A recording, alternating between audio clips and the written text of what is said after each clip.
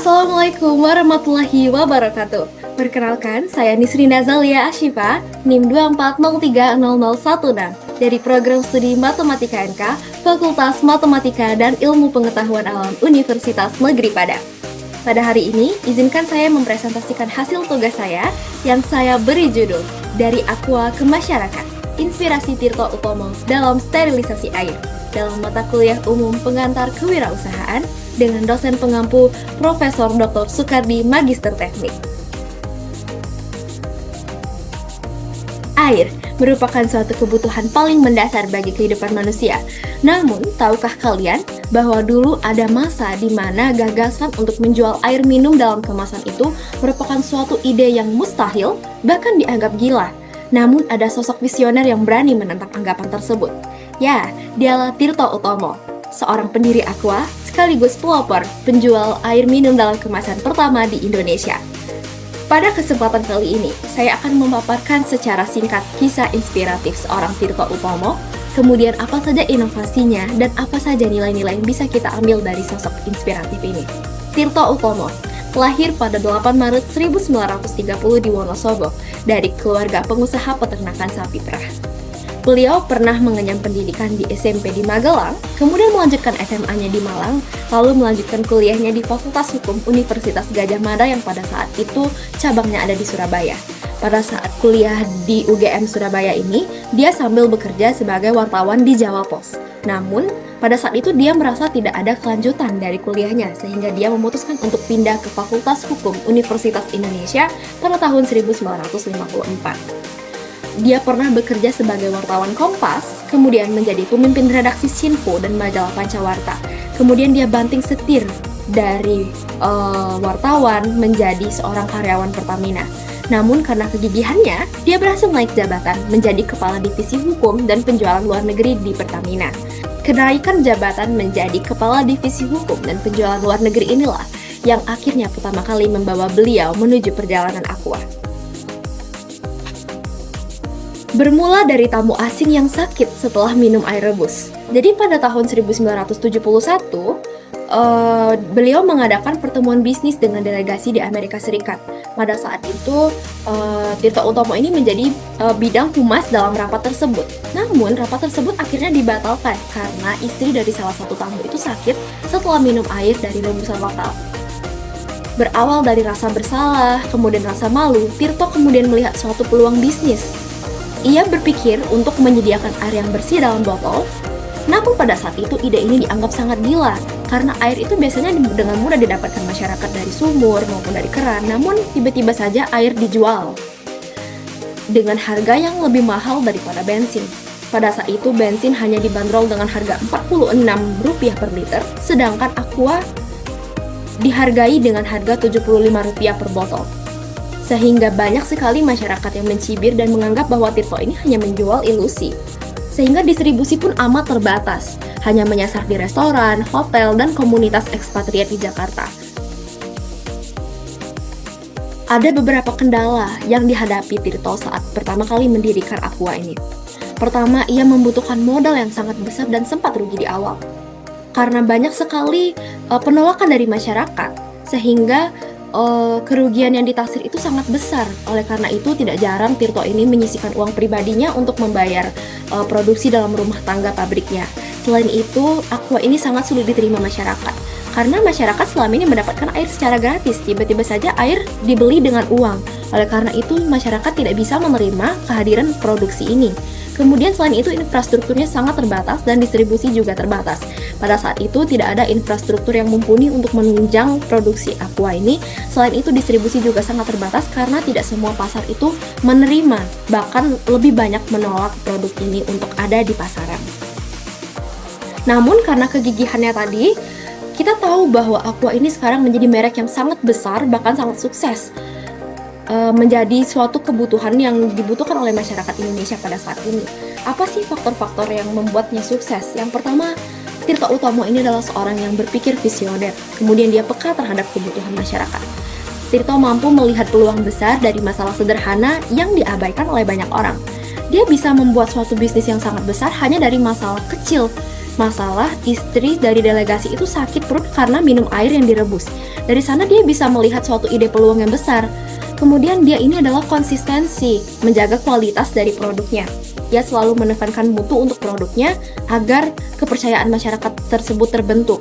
Jadi selama dia mendapatkan penolakan dari masyarakat, dia tetap konsisten, dia tidak menyerah. Sehingga lama-lama masyarakat itu benar-benar melihat bahwa produksi dari Aqua ini memang benar-benar mumpuni dan premium. Selain itu, Tirto ini adalah orang yang memiliki inovasi tinggi.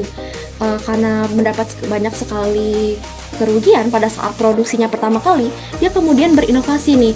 Dia menciptakan kemasan Aqua itu yang tidak hanya dalam kemasan botol biasa, tetapi dia juga menciptakan dalam botol kemasan kaca untuk kegiatan lebih formal atau lebih mewah. Kemudian dia juga membuat atau memproduksi dalam kemasan galon, kemudian untuk perjalanan jauh dan sebagainya.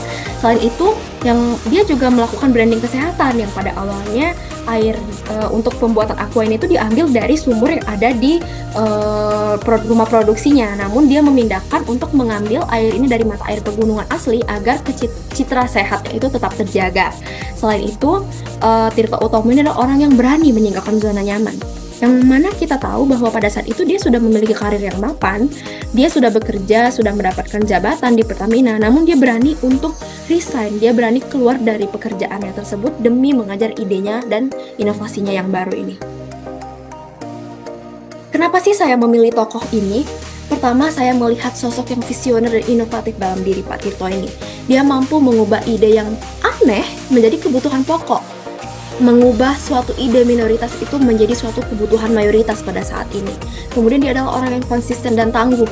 Dia tidak peduli dengan cibiran orang, dia tidak peduli dengan penolakan, dia tetap konsisten menjalani idenya.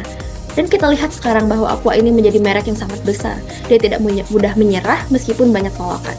Kemudian dari yang saya lihat, bahwa kejadian yang dialami oleh Pak Tirto ini tuh sangat relevan dan masih aktual di masyarakat saat ini. Karena kita tahu bahwa Indonesia ini negerinya sangat luas, terpisah oleh banyak pulau, oleh lautan, sehingga masih banyak sekali daerah yang tertinggal. Dari sana kita lihat kenyataan realita bahwa masyarakat itu masih kesulitan mendapatkan air bersih, terutama di daerah yang gersang. Bahkan mereka perlu menempuh jarak yang sangat jauh hanya untuk mencari air, bahkan itu pun tidak selalu bersih. Jadi dari sini saya melihat isu ini masih sangat aktual di masyarakat. Apa sih upaya yang bisa saya lakukan agar saya bisa menjadi seperti Pak Tirto ini? Yang pertama, melatih diri saya untuk berpikir kreatif. Jadi Pak Tirto ini bisa menemukan ide dan peluang bisnis besar hanya dari masalah kecil di sekitarnya. Jadi dia ini adalah orang yang sangat kreatif, dia bisa mengasah dan memutar otaknya ketika dia memiliki suatu masalah. Kemudian dia ini adalah orang yang berani mengambil resiko.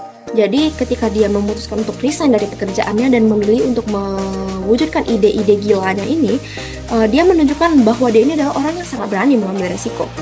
Ini bukan berarti dia mengajarkan kita untuk meninggalkan hal yang sudah kita punya, menyepelekan hal yang sudah kita dapat, bukan, tapi dia mengajarkan kita untuk berani mengambil risiko dan bertanggung jawab atas apa yang sudah kita inginkan, atas sesuatu yang ingin kita capai selama ini. Kemudian dia adalah orang yang konsisten dan pantang menyerah. Seperti yang kita lihat bahwa Aqua itu memiliki banyak sekali jatuh bangun selama produksinya. Dia tidak pernah berpikir untuk menghentikan usahanya, menghentikan produksi, namun dia tetap maju, tetap memberikan inovasi yang baru, terus berpikir kreatif untuk mencari cara bagaimana agar pabrik ini tetap berjalan, sehingga seperti yang kita lihat bahwa produk ini sangat merajalela di Indonesia pada saat ini.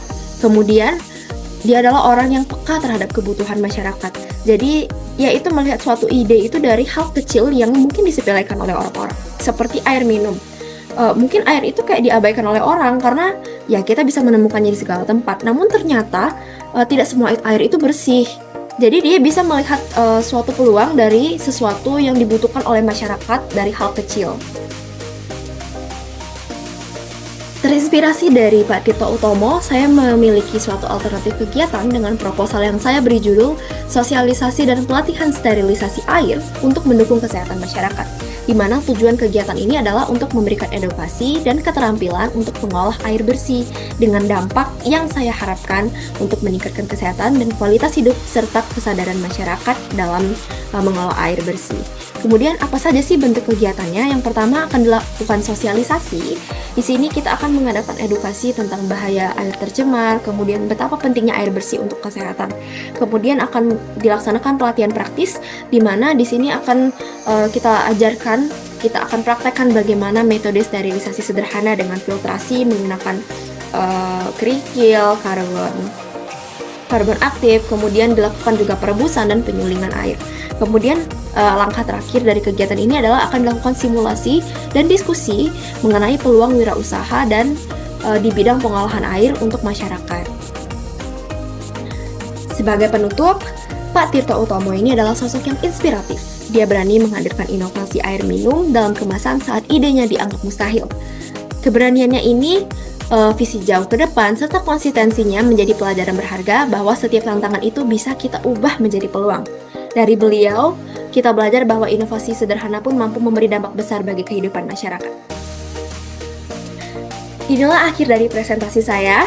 Apabila saya memiliki kesalahan, saya memohon maaf. Terima kasih telah menonton video ini. Wassalamualaikum warahmatullahi wabarakatuh.